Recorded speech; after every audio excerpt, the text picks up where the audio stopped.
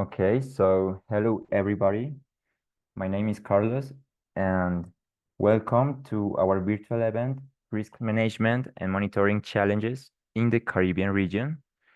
We'd like to thank you all for participating and thanks to our speakers for accepting this invitation with Caribbean Region and Latin American Volcanology Association.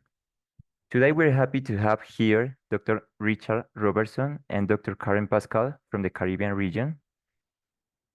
Richard Robertson is a Vincentian geologist who has for the past 36 years been investigating geologic hazards and working with local people and their organizations to reduce vulnerability to these hazards.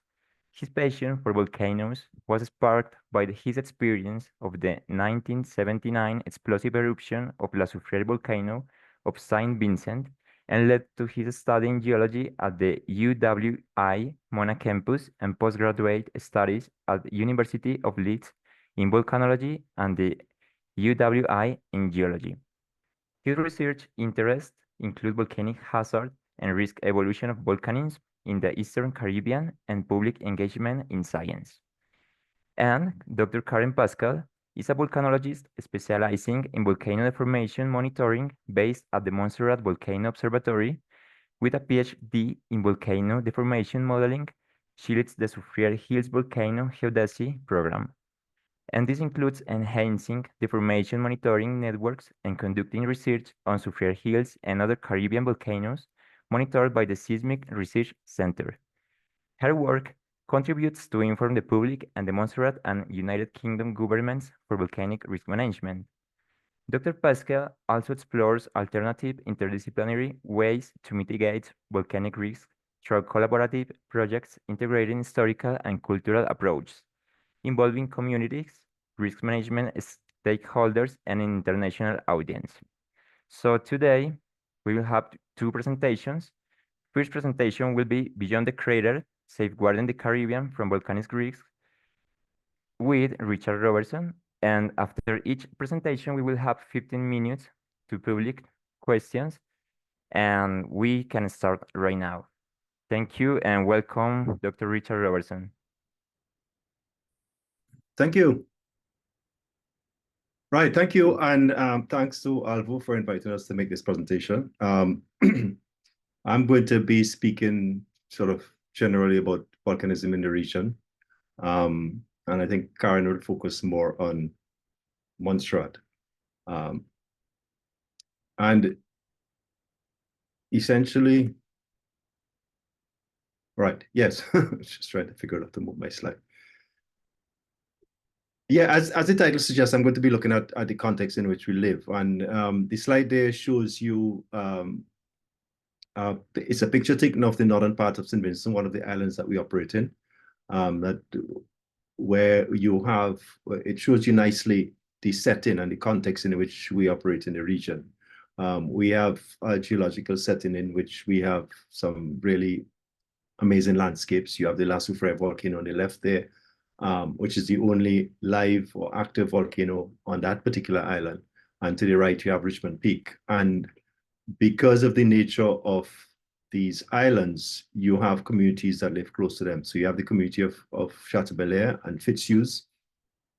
And in these territories, there is a shortage of flat land. So often you tend to find that you have communities developing on the flanks of volcanoes which are originally pyroclast deposits, in fact, or in river valleys. So they actually tend to be quite close to potential areas that could be impacted. In addition, on these islands are quite small. They have limited resources. So in terms of their capacity to manage the impact of hazards, there's limitation in that regard. And then because of the nature of their history, they've had 200 years or so of historical evolution in the islands, where to a large extent the colonial authorities really just utilized the islands for production of cash crops. And therefore, there's a number of researchers shown that there are some systemic vulnerabilities that have been built in to natural hazards because of the nature of the way in which these islands developed. So the context that we operate in the Caribbean is one in which you have small islands, limited resources, populations living close to volcanoes that can erupt. So it's quite a very challenging environment to operate in. I just put there on the bottom right a reference if you wanted to get more information on the context of the hazards that we operate in the region. You could check out the paper by Barclay et al. In disasters. So given the context in which we operate, we have a number of, as I was saying, a number of volcanoes on each island, and I have a map there of the Eastern Caribbean, otherwise known as the Les Antilles Island Arc, where subduction zone volcanism has resulted in islands that stretch from Sabre all the way up in the north, all the way down to Grenada in the south. And on each of those islands, you have at least one volcano that has either had some eruption in the past, or it has had some earthquake swarms that suggest that it can erupt, or it has very young deposits, or else it has some sort of fumarolic activity associated with some active center. So if we count them, and depending on how we count them, we have at least 11 volcanoes that can erupt in the future. In most cases, that would translate to being one center on each island that could potentially erupt. In the case of an island like Dominica, which is in the center, you have more than one. Generally, in terms of the geology of the islands, you could group the islands into sort of a northern segment, a northern segment that goes from about Sabre to Martinique, and then a middle segment that goes from about northern segment goes from Sabre to about Guadeloupe, and then middle segment to Guadeloupe down to about Martinique, St. Lucia, and then southern segment, St. Lucia, St. Vincent down to Grenada. And the segmentation of the arc is related to the nature of the subduction itself, and it results in slight variation in the kind of volcanism that you have. So generally, the northern islands, you tend to have more rhyolitic, acidic kind of magmas, which are more sticky. The middle islands, you tend to have more basaltic andesites, and then you go south, you get into more basalts. Generally, also, the middle section tend to have much more magma production, so you tend to have bigger islands, larger volcanoes than, say, anywhere else. But the slide there shows you that on each of, it's focusing mainly on the English-speaking islands, the islands that were once British colonial territories, not so much the French islands of Martinique and Guadeloupe, but it speaks to the kind of activity you've had in the past. You've either had what we call non-eruptive activity, where you've had earthquake swarms, gas venting, fumaroles, hot springs, or you've had magmatic eruptions. In the case of Dominica, you've actually had phreatic eruptions. So that's the nature of the hazard that we're exposed to in terms of volcanism. And as a result of that, we have an agency, the agency that myself and Karen work with to a certain extent, the UWI Seismic Research Center, which has been in existence since the 1950s, which is set up. It's a regional agency. It's funded by 9 contributing territories, and we operate in the islands of that go from St. Lucia, all the English-speaking islands that go from St. Lucia all the way south to Grenada. And essentially, we act like a volcano monitoring agency on each of the islands. So we monitor the volcano, we do research to help advance knowledge about the volcano. And if something is happening, we provide warnings. We also increasingly do a lot of outreach, what you call outreach or public engagement. I'll come back to that later on.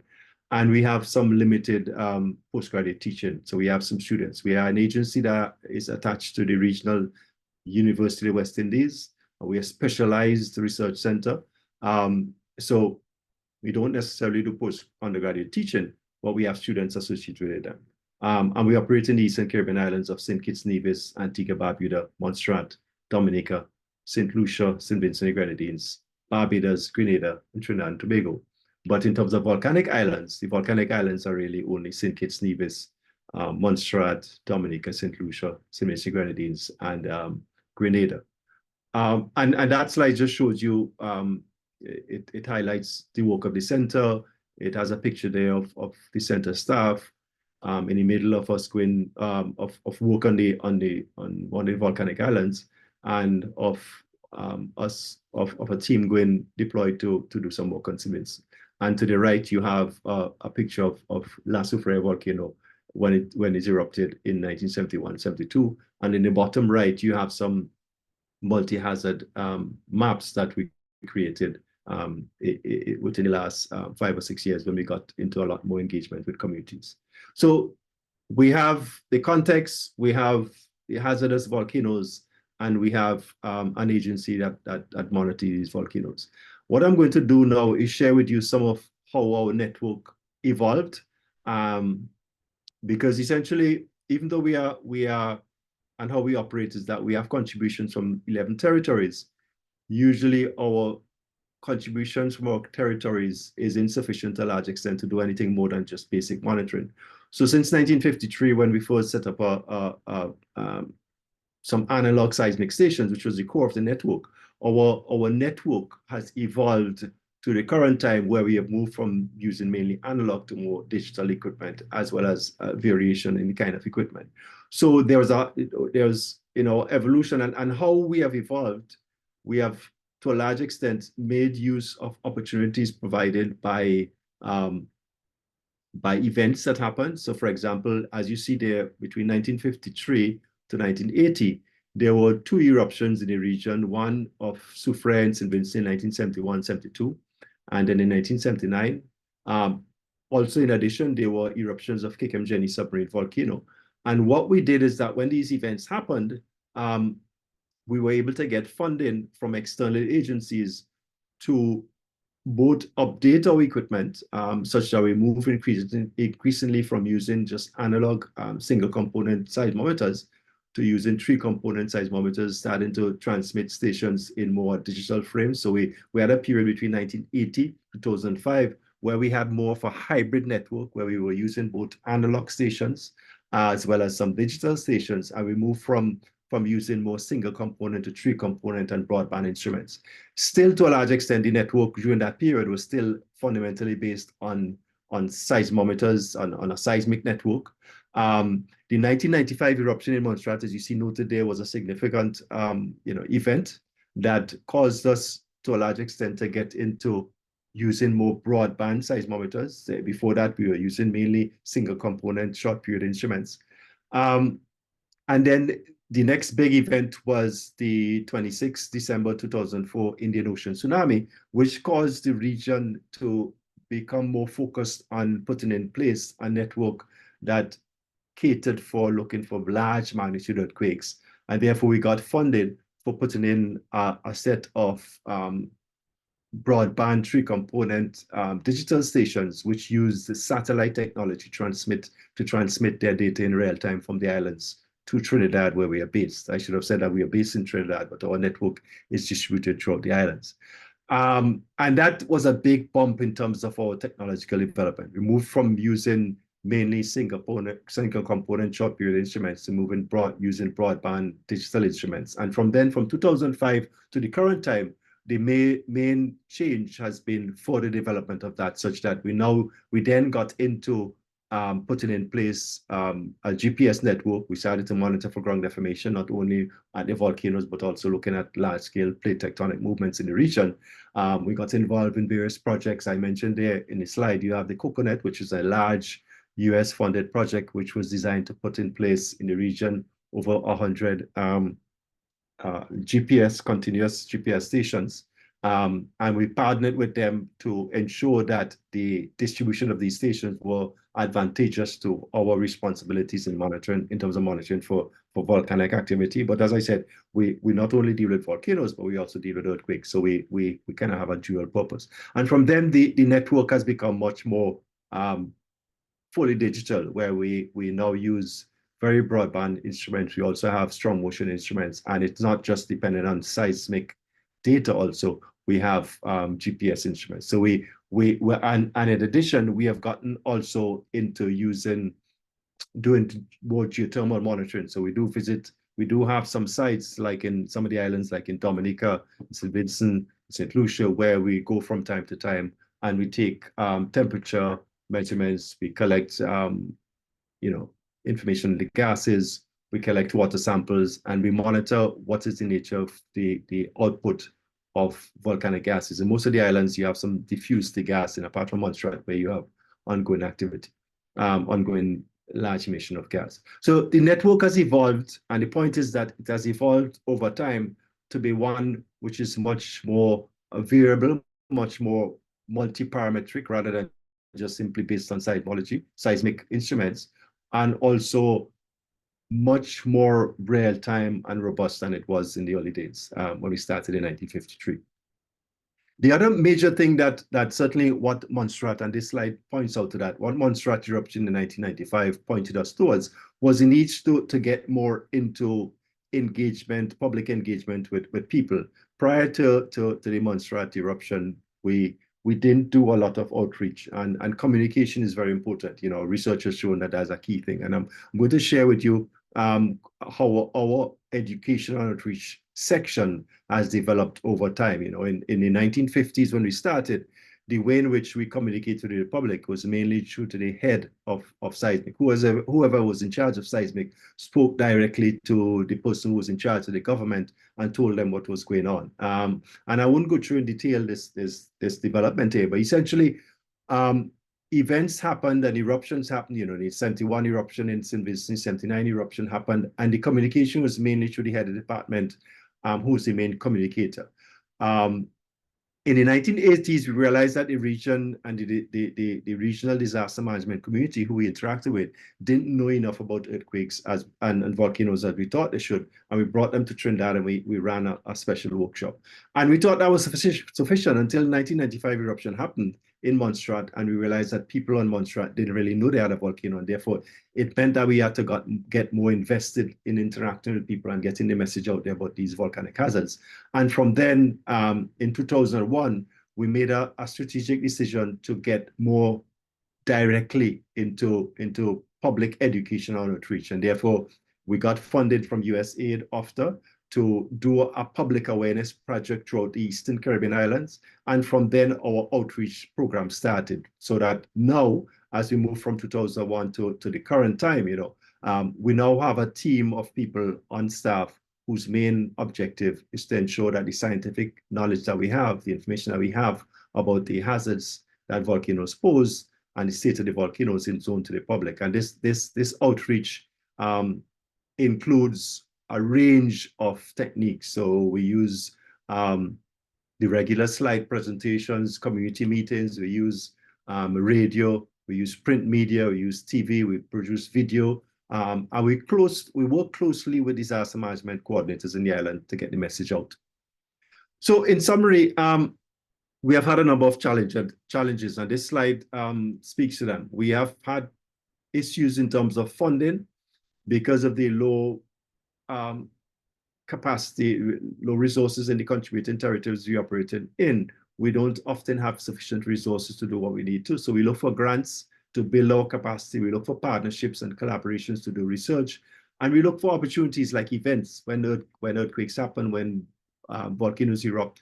We use these events as opportunities to build networks, to get improvement in networks, to build capacity.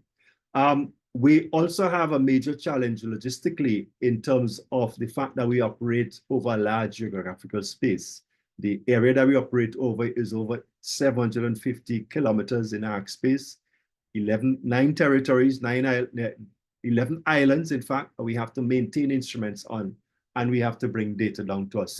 It's not like when something breaks, we can't just jump in a vehicle and go to it. We have to go in a plane and get to the site. And so what we have done is that we have built redundancies in the network. So we tend to try to have more instruments than we need. We use remote techniques, and we also build local capacity to help in terms of the maintenance of the instruments. And we, as far as possible, use the technology that is available to get out of these logistic challenges. There's the other challenge that we have is that the events that we monitor, volcanic eruptions in the regions, they don't happen very frequently, so that often people have not experienced an event. And in some islands, they have never experienced an eruption. And we get out of that by using education outreach and engaging with communities to make sure that the message of the hazards is always known and the information that's learned from past events is translated to current people who are living in the territories now.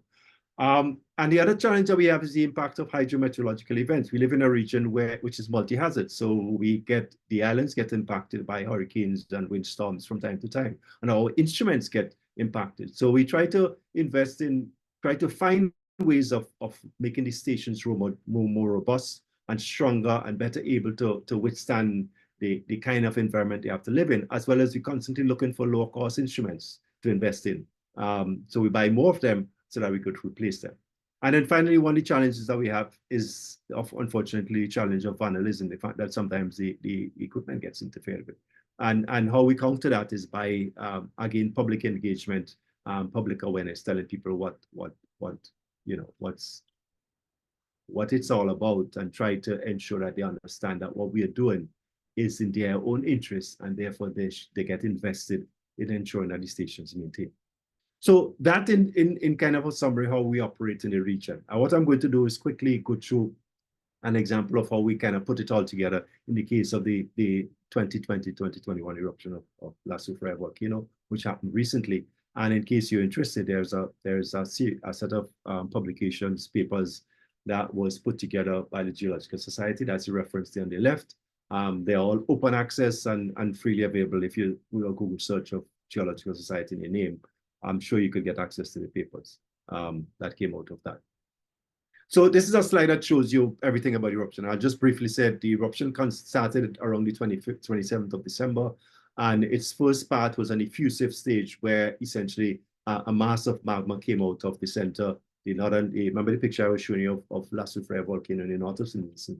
Essentially, for the first 3 months of the eruption, it had a period of dome growth.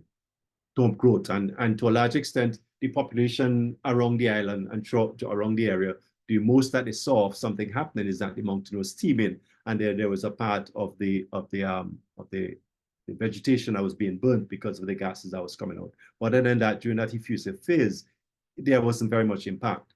And therefore, what we used the effusive phase to do was to do as much public education as we can. Of course, we were challenged by COVID. So there was sort of very innovative ways we had to get to reach people. But also we used that period to build the instrumentation, to build the networking so that we could get a better, closer eye on what the volcano is doing, and such that we were able to detect prior to the explosive phase, which started on the 9th of April and went on for the next 2 weeks or so until the 22nd, we were able to detect signs of an impending transition to an explosive phase, and we were able to give the local authorities an alert of this, and they were able to start an evacuation before the first explosion started. And you know, there are lots of information on the slide. The point is that what happened during this eruption is that lots of things came together. So a lot of what allowed us to operate, in which we operated on St. Vincent, had to do with engagements that we had before. We had for years in St. Vincent. We had engagement with the local authorities, with the public there, in terms of educating them about what the volcano can do. And then during the effusive part, we strengthened that even more. We also had engagement with the public, where we had gone in and developed, directly with the communities, developed hazard maps and things like that with them. So prior to the event actually happening, there was a lot more engagement with the public. There was a lot more trust built up with the scientific group, so that by the time the event happened, people listened to what we were saying. And also we had a good relationship with the local authorities for themselves to respond to what we were saying. And also the other thing that helped is that there was a lot of engagement with external scientists, and we had a lot of collaboration. Remember I was saying before, one of the ways in which we get out of our challenges is by collaborating with us on research, with external agencies. That helped also. So the Soufriere was a kind of coming together. And this is just a slide that shows you how we move from one stage, the seismicity and everything. I'm not going to stay too much on that. I'm just going to say that sort of some of the lessons that I learned is that prior to an eruption, you really need to invest in in planning, preparation, and engagement, not only with the people, the civil authorities, but also with the communities that could be impacted. And there was a lot of that done in the case of St. Vincent. Therefore, by the time the eruption happened, it was much, there were relationships that were developed that assisted in terms of how we were able to manage things. Also, prior to the eruption, there's a lot of investment in building our knowledge and our understanding of past events. So therefore, there was a great understanding of what had happened in the past by this volcano. And we had a great understanding of what this volcano could do. And therefore, our model of how it operated and what the signals were telling us, and therefore what it can do, was much more enhanced. And then during the event itself, there's a lot of teamwork and partnerships that helped in terms of what we did. We also use a multi-parametric data set in trying to understand what's happening and in anticipating the course of the eruption. And then during it, there was a lot of engagement also on a regular basis with the public in St. Vincent, with the authorities, and that helped to ensure that what we understood of what was happening was translated seamlessly and was used in terms of evolving the emergency plans and procedures. And then finally, we had a lot of experienced people on the ground when things happened. So leadership and experience was critical. And my last slide now, and I'll hand over to Karen after, is to sort of just sum it all up. In our experience in the region, building partnerships, using opportunities are key in terms of advancing the work that we have to do. You have to be strategic. You have to have predetermined priorities in terms of where you want to go in your organization, and we did that. And therefore, when events happen, when opportunities occurred, we're able to jump on it and advance our monitoring, advance our research so that we were well placed to understand how the systems operate and to respond to them. And then throughout, you have to, as I say, ensure your bases are covered. You have to ensure in doing all of this that you have the basic monitoring and the basic capacity in place to respond to things as you advance new things. In the region, the civil, in your context, you will see civil protection, but in our region, we have disaster management agencies. These are government agencies that manage the hazards that they cope with. We work with them very closely such that there's a lot of teamwork built into that. Even before eruption, we continue to do that. And throughout, we build trust with the communities that we serve, both the government communities and the people, so that there's a lot of trust in what we say and our advice. And that's key in terms of advancing, minimizing the hazards and dealing with the response as needed. And so therefore engagement, listening and learning from people is key. And I think I'd leave it at that and end here. And if you have any questions, I'd listen to you. Thank you very much. Thank you, Richard, for your presentation. It's interesting, the challenge with monitoring a volcano like Soufriere volcano and all the teamwork you have to make the pre-eruption and the eruption. All that is very hard, it's very difficult, and it's very good that you work together with the communities and all for reduce the risk and the hazard. It's very good. So now we are in question session for 15 minutes. If someone of the public wanna make a question to Robert, please, to Richard.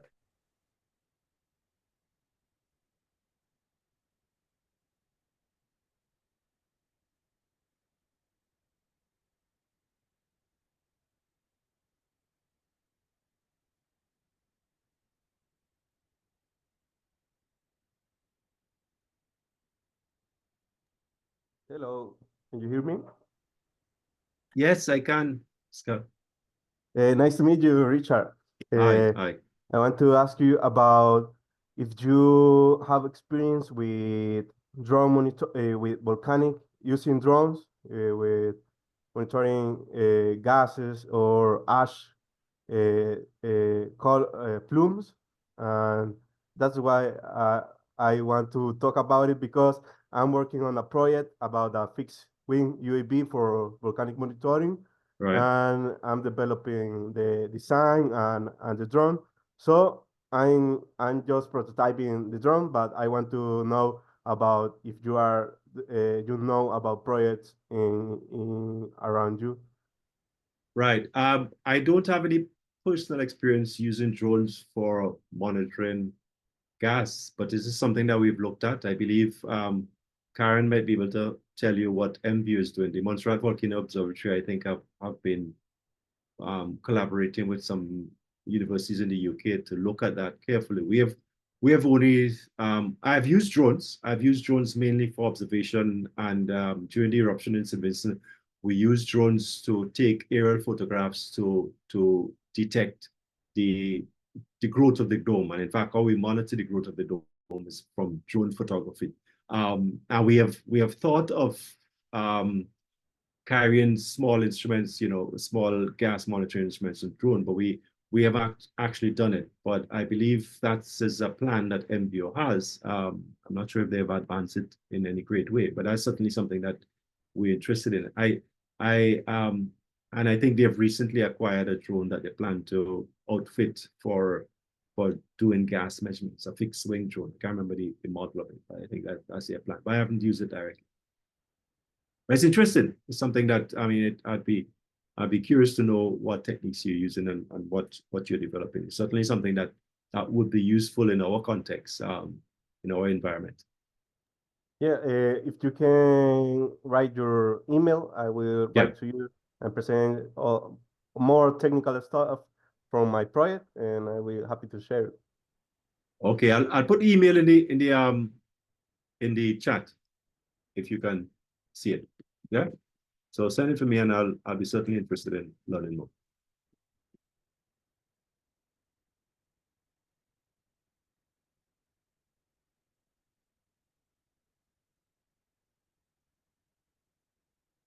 Okay, thank you, Oscar, for your intervention.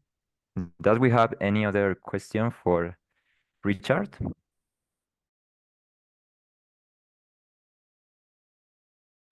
Okay, we have a question in the chat. It says, how much do natural phenomena such as the hurricane a month ago affect the monitoring network? And what are the strategies for network recovery? Right, good. Thank you. Hurricanes every year, in fact, not even hurricanes, windstorms, every year we more or less get affected in some way by atmospheric phenomena. Often what we try to do, generally speaking, our general strategy is to ensure that we have more instruments on the islands than is needed to do the basic monitoring that is required. So we expect some level of damage, say annually. And then the technicians here would generally go out to the islands either before the rainy season. We have a rainy season or dry season, or just after the rainy season to fix things if there's any major equipment damage. We have had cases where things were damaged in a big way. For example, currently our network in St. Vincent was affected significantly from the hurricane that passed through the Grenadines and St. Vincent. A couple of years ago, Dominica, when it got affected by the hurricanes, the entire network was wiped out for a little while.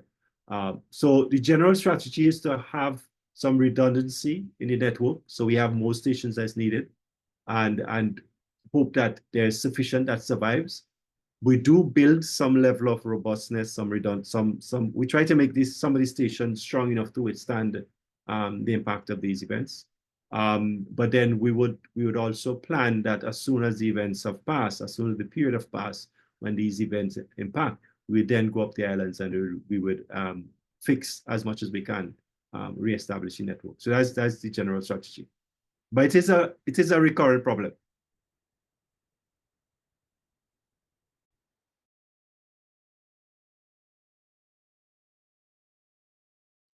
Okay, thank you, Richard. Any more questions for Richard?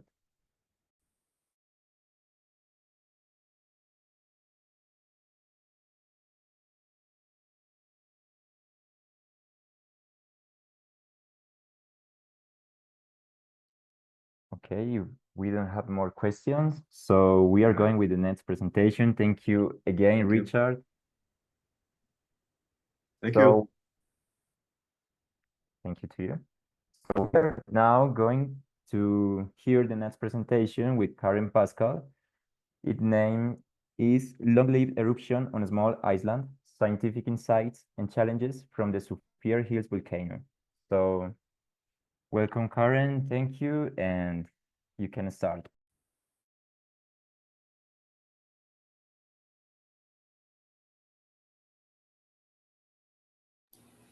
Hi, sorry, I'm just trying to get this my presentation on.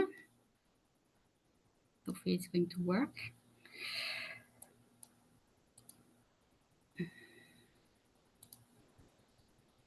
Window. Okay, don't worry. Here we go. Sorry. No problem. Can you see it? Yes, good. Yeah, it's okay. All right. Oh, and the only thing I wanted to do was to switch off my camera because my connection is not super good. Okay, you can see? Yes. The Perfect. presentation? Okay, Yes. great. All right, so hi everybody, and thank you very much for having us here. I'm actually going to Peru next week, so I'm like happy to meet more Latin American people today. So I'm going to my presentation is actually not as well organized as Richie's, but I think it's going to reflect a lot of things that he already said, and I'm going to focus on Montserrat, which is a tiny island in the north of the Eastern Caribbean. And an eruption has been going on here since 1995. And so I'm going to speak about what we learned, well, some things we learned in terms of science, and also some things we learned in terms of well, in general monitoring and help the government managing the crisis. And this first photo here is first of all to give you a little bit of a feel of the island. So I'm not sure if you can see my mouse, but you can see on the left a mural painting that we have been doing actually in one of our projects. And you can see on the mural painting that there is an eruption on the left above the building. And the rest of the painting is actually a lot about the culture of the island and a lot of different vegetal and cultural elements of here, of life, basically. And of course, in the background, you have the volcano, because in this village here, we're the closest village of the volcano. So you can see, can it be directly impacted by it?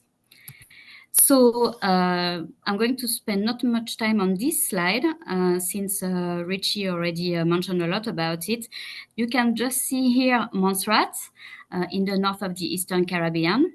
And just as the other island, it's been impacted by meteorological, so hurricanes, floods, hazards, eruptions, and also tectonic earthquakes. And what else we have? Tsunami also. So the region is actually, there is a lot of natural hazards to deal with in the region. And actually, it's more or less like each island have to deal with some more than with some others. The context, the general geological context, is the subduction of the American plate under the Caribbean plate. And so the main magmatic hazards that we have in Montserrat are linked to the dome building, and that can collapse, to explosive activity that can be associated with pyroclastic flows and pyroclastic surge, like some ash falls, which might not necessarily impact, well, like be threatening to life directly, basically, but over time, it's really, really difficult to live with. And also, of course, mud flows. Since we have a lot of rain in some seasons at least, and a lot of ash, automatically mud flows are becoming a very big secondary volcanic hazard.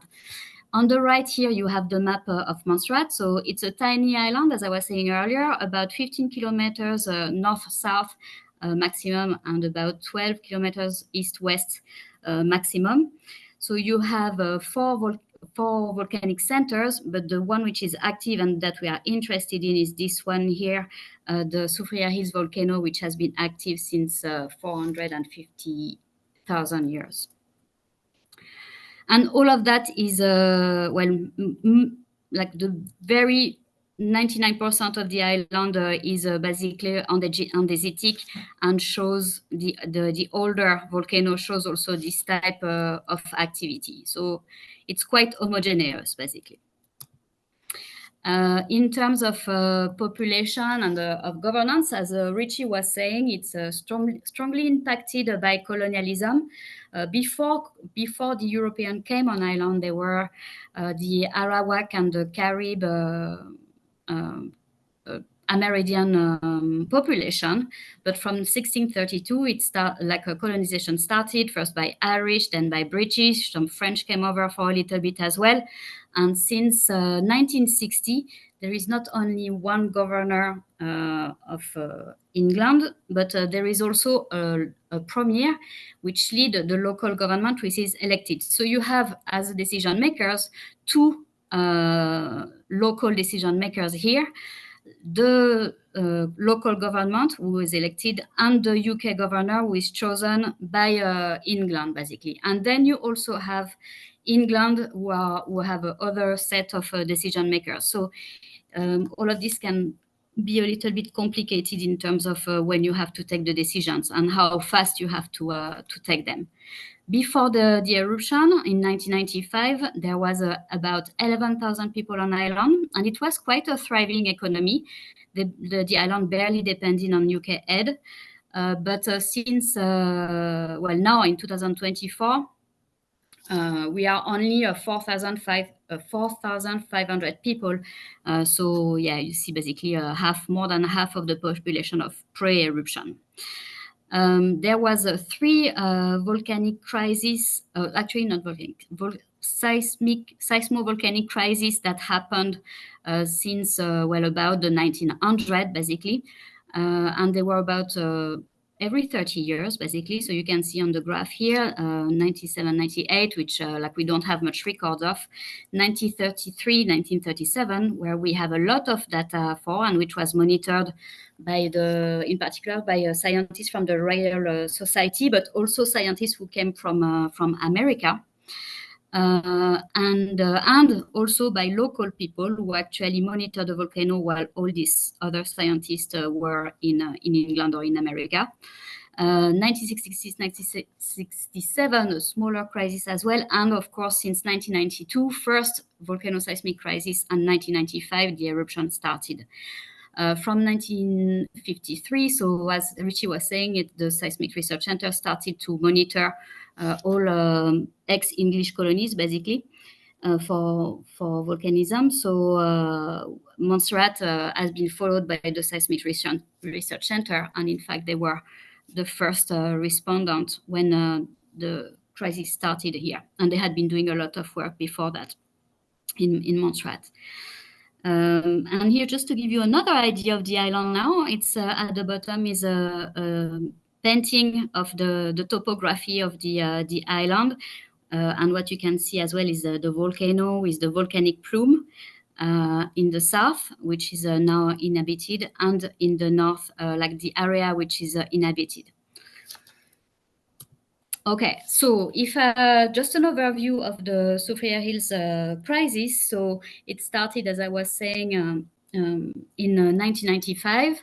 So previously there were some seismic events between 92 and 95. And to respond a little bit to the question that was asked about the impact of hurricanes on monitoring network, the reason why we know that it's from 1992 that there were an increase in seismic activity is because in 1989 there was a huge hurricane that flattened the island, Hurricane Hugo, which destroyed most of the instrumentation on island, and only in 1992 they were operational, and so that's that's why we know for sure that from 1992 there was a precursory volcanic seismic activity, but actually there might have been a little bit before as well. So you see in terms of impact of hurricane hazards in particular on destructions of networks and at the end on destructions of crisis management, it can be very important. So in 1995, the 18th of July, so we passed actually the anniversary not long ago, the eruption started with some phreatic activity. And the first site of the dome, a new dome, new magma reaching the surface, happened in November 1995. And since then, there was 5 phases of effusive or explosive activity. Between 1995 and 2010, I will show you a graph which will be easier to understand later. And they were separated by poses. So here you have photos of some of the events. What do I have after? And here is an overview basically of some impact on the territory. So before the eruption, the entire island was occupied. And now you can see here the impact of the 1995 eruption. Within red, you have pyroclastic flows. Then you have some surge, ash. Here you have in purple, you have Lars. And you can maybe even see, hopefully, from your screen, in red here is the previous coastline. And in black here is the new coastline. So the territory was extremely impacted by this crisis. It totally changed the land, basically. It covered some area totally in ash, including the capital, Plymouth. And also the island actually expanded in terms of horizontally, and it also grew. So it's a total change of landscape, basically, and of how to use the island.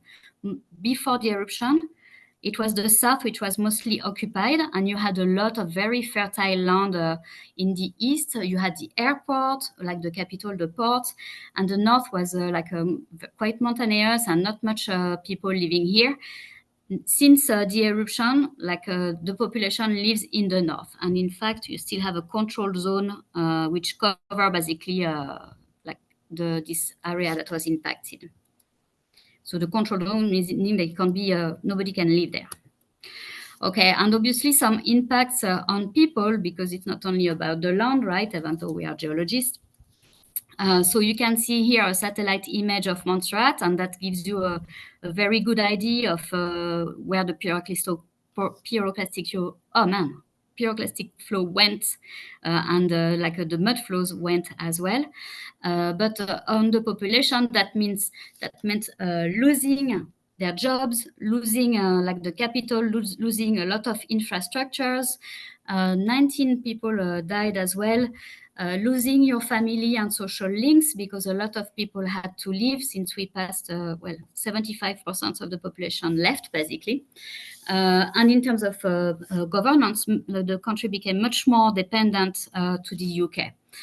Of course, for people as well, it's traumatizing to not be able to rely anymore on the landscape. Some people were saying that they have been betrayed by the mountain, because people didn't expect the eruption at all.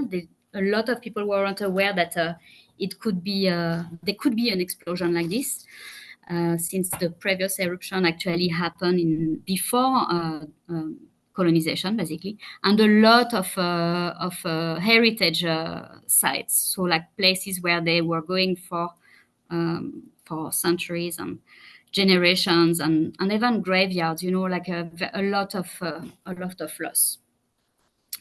So a lot of trauma. So the first thing that happened in 1995-96, first of all, people were extremely scared. You can imagine the population, if they don't expect the mountain in their garden to explode, the effect that it has of you. But in terms of science, that meant that the SRC deployed some scientists here. Some people came as well from the UK, from the BGS, some people from the USGS, and some people from Puerto Rico. probably others, in fact, I wasn't here, but which you could tell you. But yeah, a lot of scientists coming over. It was an invasion of scientists for some of the population, some friends told me. And also, of course, a need for like developing the networks, because at the time, there was almost, well, there was not nothing, but they were the bare minimum, basically. Just because also there hadn't been any money to deploy anything, because actually, despite the efforts made to communicate about volcanic risk, so here, for instance, you have a map that was made in the 1960s by SRC, I think. So it was known for a long time that there was this volcanic risk, but the population, and in particular the government, and all of those who were involved in developing about managing the land in government, were not aware about this risk. So there was a lot of efforts to do by SRC and by the scientists to work with the government to assist to manage the crisis, but also to explain and educate the government and the population, and also to learn how to communicate, because at the time, outreach or communication wasn't necessarily a lot developed, and that very developed. And I think that's one of the lessons from Montserrat, actually, for the region at least. So that was the beginning. But then, as I was telling you, you had the eruption lasted for years and years and years, while, of course, now we see the entire time. So from 1995 to this one goes up to 2022, I think, or 23.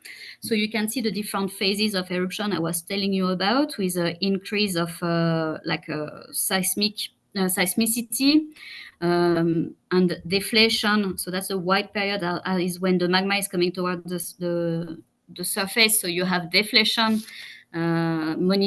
observed. You have increase of seismic earthquakes here, like that's the number of seismic earthquakes, and also a lot of gas getting out.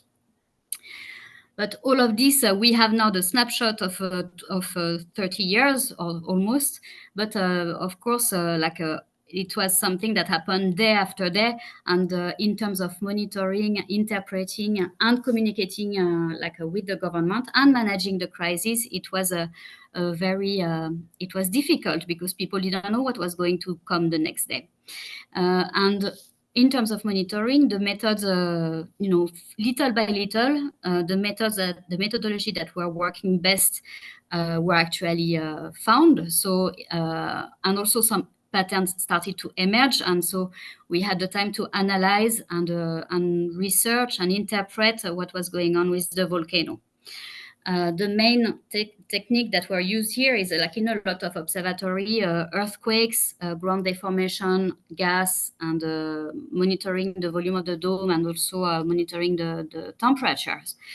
And if I give you the example of the deformation network, this is now our deformation network. So you can see there is GPS, EDM, so total stations which measure distances. We have also strain meters and tilt meters. But actually, of course, we didn't install that all at once. And so little by little, this network was enriched. And some of them actually, like the tilt meters, for instance, only lasted for a few months and then were destroyed by the eruption.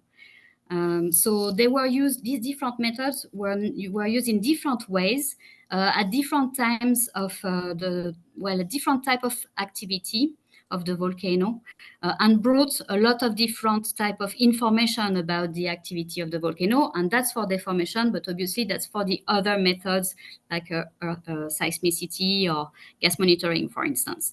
And at the end, with over 25 years of this, we managed to get towards more in-depth models, which one of which is this one.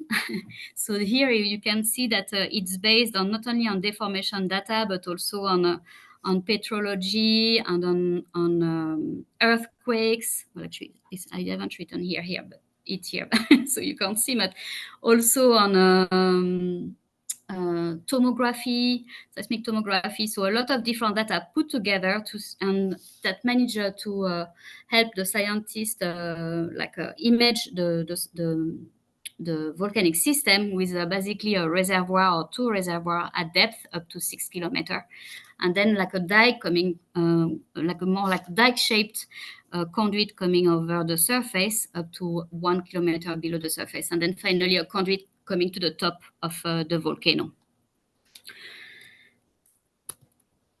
But the thing is that so that was using the data which was like this model basically was published in 2014, for instance, and is still valid. But since 2010, actually, we had this very long period of a low activity.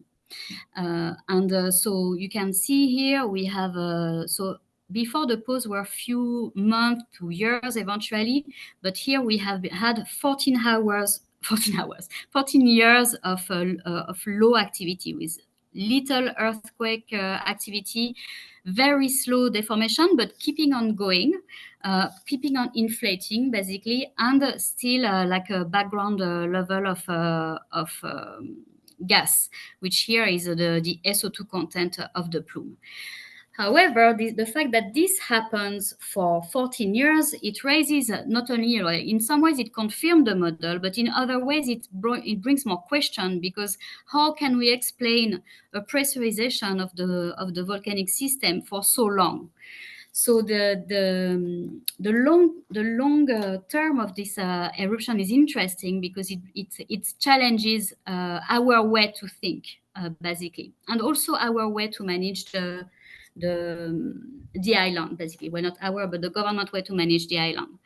So as I write here, we are challenged scientifically. We are challenged also because the population is impatient of being able to reuse the south of the island, as well as the decision makers who want to be elected. And also for us, we need to keep on communicating about the volcano because people tend to forget it. So, well, I'm going to pass that quickly because basically it comes back to the same idea.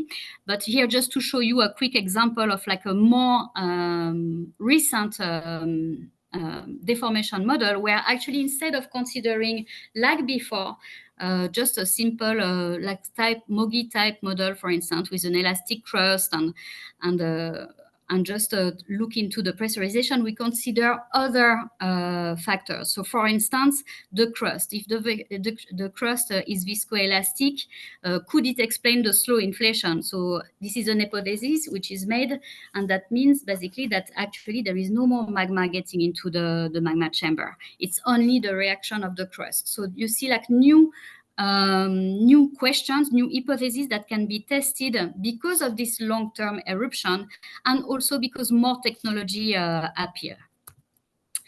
And so, as I was mentioning earlier, like it's also quite challenging for us at the observatory to work with the decision makers and with the disaster management agency, because the population want to kind of forget about the volcano. There is a lot of other things to think about, and a lot of people would like to reuse this southern part of the island, since the volcano hasn't been doing much for 14 years. So things that we have been doing more recently, and obviously this is not only a volcano observatory project, these are projects that are with like SRC, with external researcher in the UK, for instance, or elsewhere. In particular in the UK, because we are a UK overseas territory, so the links are stronger, let's say, with the UK. But also with everybody on island who's working, who's involved in some ways in volcanic hazards, and the schools. So this is like a project that we have been doing recently. We just finished last year, and which actually is one of these, like the project that produced the mural that I showed you on the first slide. And the idea was to use what we were doing in research in terms of looking for the history of the eruption, the geological history, but also on how this previous crisis, seismic crisis, had been dealt with in the past. and how it could be improved, basically. So we wanted to share that with the students, and also obviously share a lot about the volcanic hazards, such that at least they are aware. But they had to basically integrate it and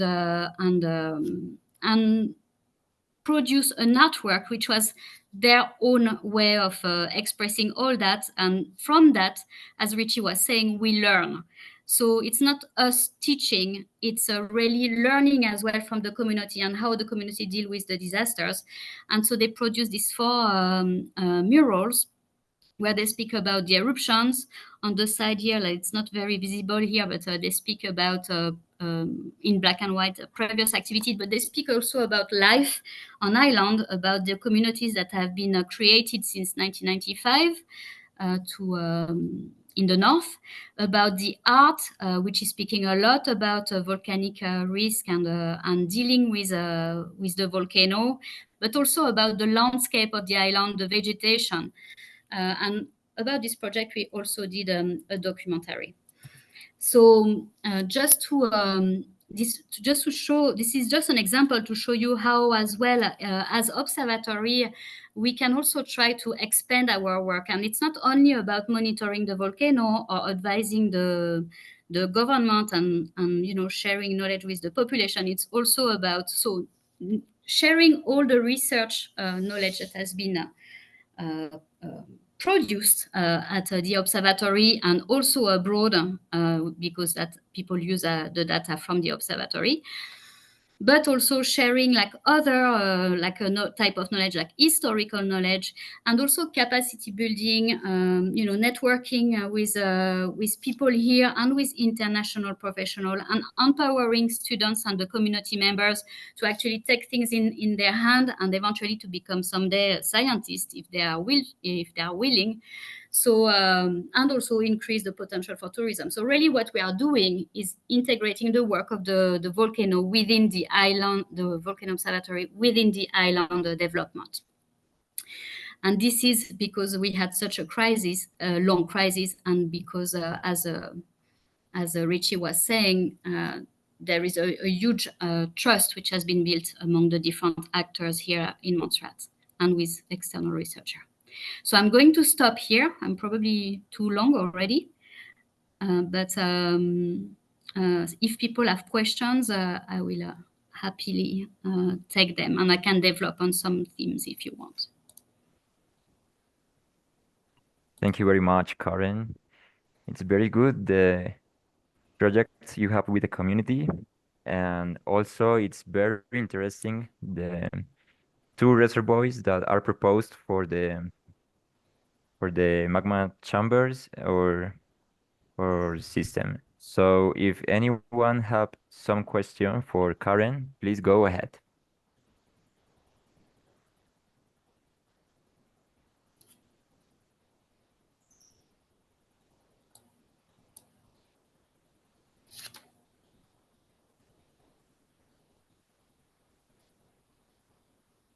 Okay, we have some question in the chat. Oh, okay.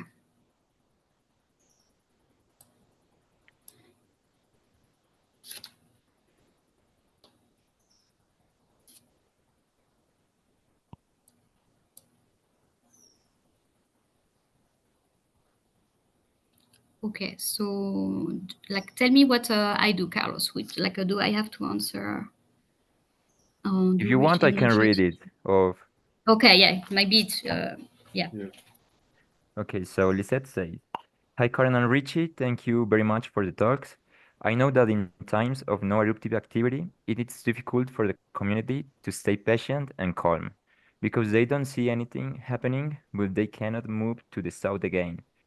I want to know if the eruption in La Soufriere had any effects on the perception of the activity by the people in Montserrat. I like very much the projects you present to work on this." Okay, so when the La Soufriere in Saint Vincent, so definitely there is a lot of connection between all the islands. I have been in the region for 14 years only, so It's more like still external observers, but in just in Montserrat, there is a big, like 50% of Montserrat you have from Montserrat, and the others are from the other islands. So you have here a community from St. Vincent, first of all, and even the others are interested in what happened on the other islands. So it did not necessarily impact in Montserrat on how the people think about Montserrat volcano, but it reminded them a lot, because we would see the image of people being displaced, of the ash, and also several people at the observatory were actually in Montserrat, in St. Vincent with Richie too, when the eruption happened. And so there was a pride to be able to send Montserratian scientists to St. Vincent to help. And there was also memories that were being brought back, and trauma that was being brought back as people were seeing what was happening in St. Vincent. So it wasn't necessarily that it changed the way that they were seeing the volcano here. The main impact was more in terms of pride and trauma, relived. So I don't know, maybe Richie, you want to add something, because you were there also when you're much closer to that. Yeah, no, I think you said it's correct. In the context of what Lizette said, she's correct that in the first part of the eruption in St. Vincent during the 3 months, there was an interesting difference between the people who were on the eastern side of the volcano versus those on the western side. And it had to do with how they saw the volcano. Those on the eastern side of the volcano, and who were in fact on the volcano itself, on the flank of the volcano itself, they couldn't really see the volcano because, in a sense, they were on the side of the volcano. So when they look at, they couldn't see any impact of the eruption during the effusive part. While those who were on the western side and who were a little bit south, when they look up to the mountain, they can actually see it, and they can actually see the steam plumes coming from it. So what you found is that people who are on the west were much more appreciative of something actually happening during the quiet part, the effusive part, versus those on the eastern side who were actually closer to the volcano, who were actually on the volcano, because they couldn't see what was happening, because they couldn't see the plume. They only really took it really seriously when the earthquakes got strong enough to be felt. So when we had a seismic swarm that was felt, that is when they really took the fact that the eruption was actually happening seriously. And therefore, in both cases, because you then had the swarm before the explosive part, both on the east and the west, they were more willing to move because they both had seen and felt the effects. So in terms of the eruption, that's it. I think, unlike Montserrat, St. Vincent is also slightly different because they've had more eruptions of their volcano than, say, in Montserrat. So therefore, their appreciation, I think, as how I put it, of the hazard before anything bad happened, before the explosive phase, was much more prominent. So you didn't really have to, once you got to the explosive phase, and once you got even before the explosive phase, you didn't really have to convince them that they needed to move, because they had a memory of what had happened before, and they knew once it got explosive that they needed to move. So I think they would have moved in any case, even if the government had not said them to move. I think what you might have, what happened in Montserrat, what the eruption probably did, which is what, in terms of people living in Montserrat now and how they saw St. Vincent, Karen is correct. I suspect what they would have seen, what the volcano in St. Vincent would have done, is brought back a lot of memory from especially those who had experienced the earlier part of the Montserrat eruption.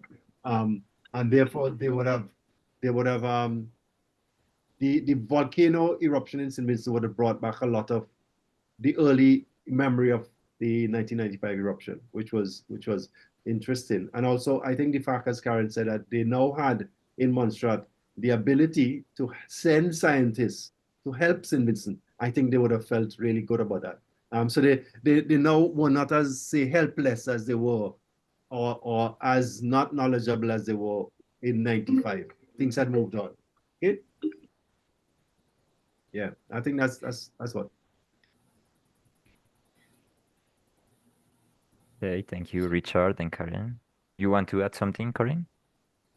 Just like, so we used a lot, we were doing another project with the community at this time when the eruption started. And so we were working with schools already, with primary school at the time. And so it was really helpful for us to actually use the eruption in St. Vincent, because the students and the teachers actually also, and their family, they would feel much closer, and they would see that it can happen in the Caribbean. But the other thing in Montserrat is that, as I was mentioning, is that the entire population lives in the north of the island now. And a lot of the population actually don't see the volcano. So you see, it's like a little bit what Richie was saying with the perception of the volcanic activity in St. Vincent itself. It's like, they were seeing, and they would understand that it was possible in Montserrat, but because they live in the north, and they basically don't really care about, and they don't see the volcano. They were not necessarily that was not necessarily the main point, but the pride and what we were saying earlier. It makes a big difference, the fact that they couldn't see the volcano, definitely.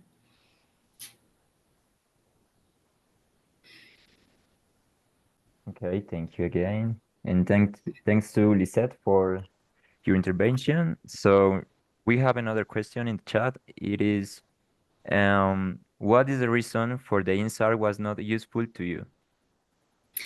So what we found out again through the years is that so actually INSAR can be useful in the Caribbean, but in Montserrat, so we used it actually during La Soufriere eruption. We worked, in fact, in collaboration with Pablo and Leo Euyades from Argentina. And they helped us with the INSAR. And in this case, because the volcano in La Soufriere, there was some area which were basically without vegetation. It was, and because the deformation was big enough, we were able to use INSAR to get some nice deformation data and be able to use it in the modeling, combining it with GPS data. But in Montserrat, the problem at the moment, at least, is that the deformation is very, very slow. And between how slow is the deformation, which is about, let's say 1 centimeter per year. So this is not something which is very good for INSAR measurements. And you have to add as well the error that are the noise which is added with the vegetation and with the tropical climate. So that's a lot of different, all these different factors together basically mean that it's difficult at the moment to use INSAR for Montserrat. It's been used to measure the topography changes. So for instance, valleys that were eroded, or things like this, like ash which has washed away, but not deformation which is due to the magmatic system.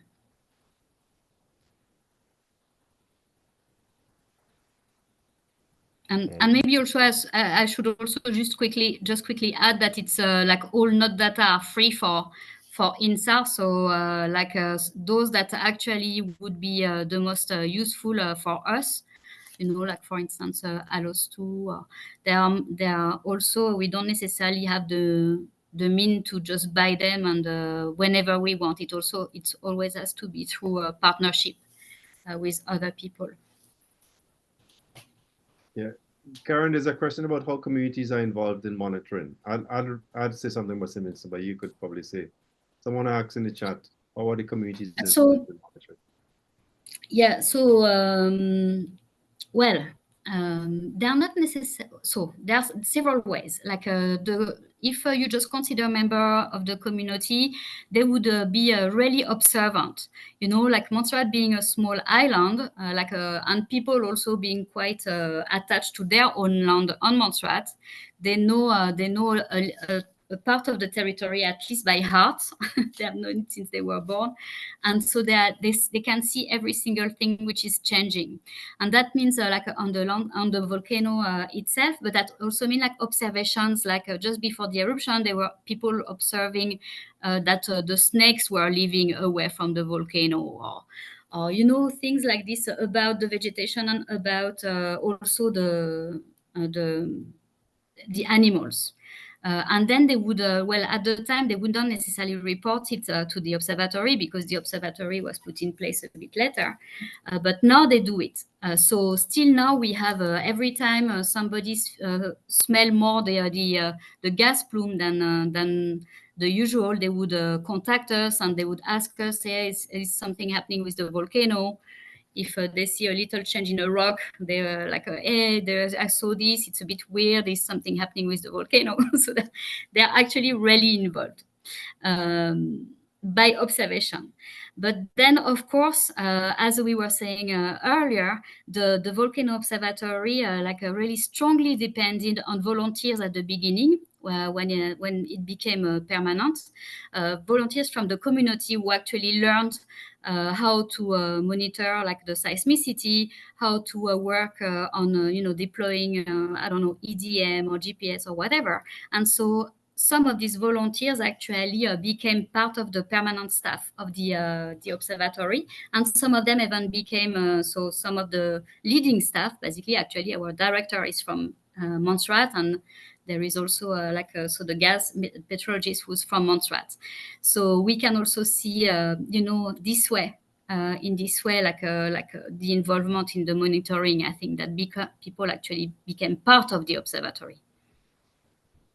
Right. So to add to that, so I agree with Karen, and to a certain extent in some of the other islands, the first observers of the volcano are the people who live on the volcano. So in fact, in the case of the eruption that we had in St. Vincent that started in 2020 in December, the first sort of validation and verification we had locally that something was happening was the fact that people who lived in a community about 5 kilometers away from the volcano, just to the south, and who had a view of the volcano, a really clear view, and saw it every morning, like somebody living there and they look out in the morning and they always see that the volcano looks the same. Somebody on this morning noticed that it was steaming, and that was kind of the first validation that we had that something unusual was happening in the case of the St. Vincent eruption.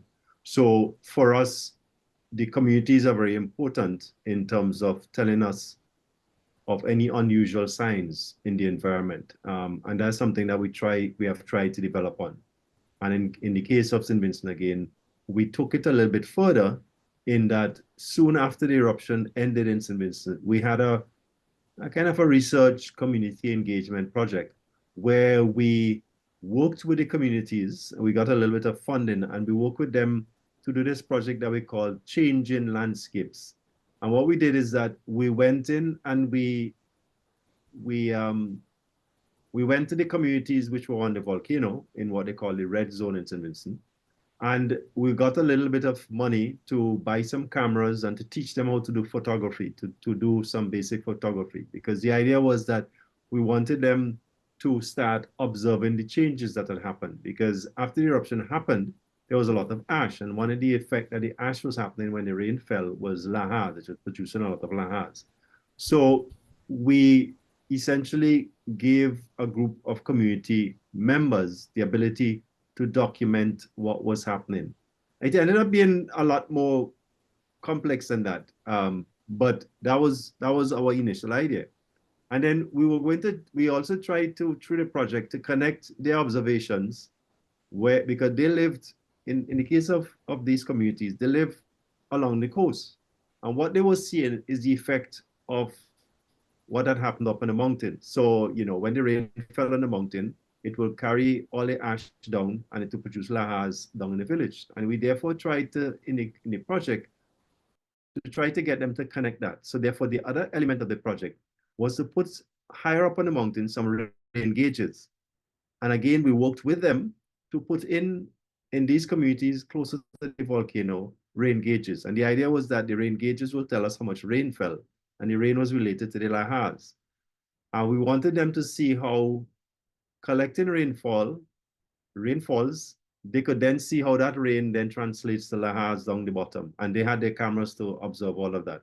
And it actually, I wouldn't go into very much detail, but essentially it actually ended up being a community engagement project where we then have now in St. Vincent, a group of people in these communities who are very much attuned to what the volcano, what the environment is. So if something happens, so for example, if there's a lahar, if there's a mud flow in their village, they will tend to go out and they will take observations, they will notice, and they have a WhatsApp group, a chat group, that they will message each other and say, this is what is happening. And that's, and in what happened is that in these communities, whenever the lahars happen, the communities get cut off. So they will tell each other, where the lahar is, and therefore they have to tell each other, you get which areas are cut off and that kind of thing. And it actually has developed even further. But that is to say, that's one other way in which we have tried to build within the communities the ability to observe and document certain things that would help us as scientists monitoring a volcano. Now, the rain gauges that they put in, these community rain gauges, we call them, have continued to function. And in fact, what has happened now is that these rain gauges that collecting rainfall in areas where rainfall data was not collected before by anyone in St. Vincent, for example, they now have become people in the government, the water people, the water authority, and the people in the Met services who find this information important. So we're now working to see how they themselves who use this, who might find this data interesting, apart from us, from a research perspective, how they might find it interesting, and therefore they might work with the communities to keep these rain gauges going, and in fact, just build up the network even more.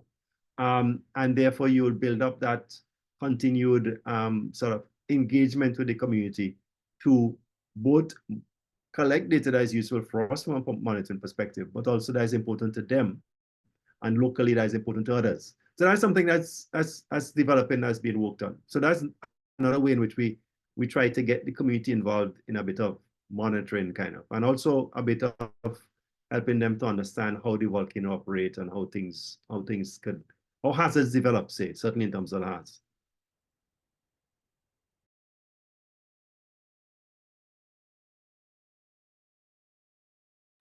Thank you, Richard.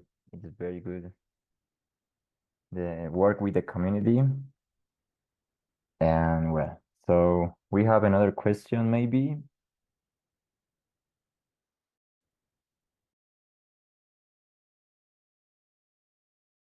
Maybe we have another question, and I want to thank you both again, because one of the points of this presentation is to try to integrate the Caribbean region with Latin American region in volcanology, because both regions are close each other, but maybe the language, it's a barrier.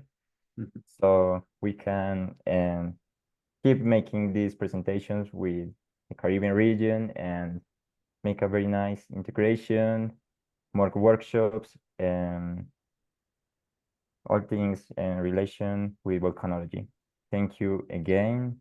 I don't know, maybe there is no more questions. So if you are agree, we can stop here. Yes, thank you. I keep getting phone calls. Thank you, and thank you. Thank you very much. Thank you. And Thank thanks you for very inviting much. us. And hopefully we talk some more. All right. Bye-bye. Okay. Thank you. Bye. Bye-bye. Bye, everyone. Thank you.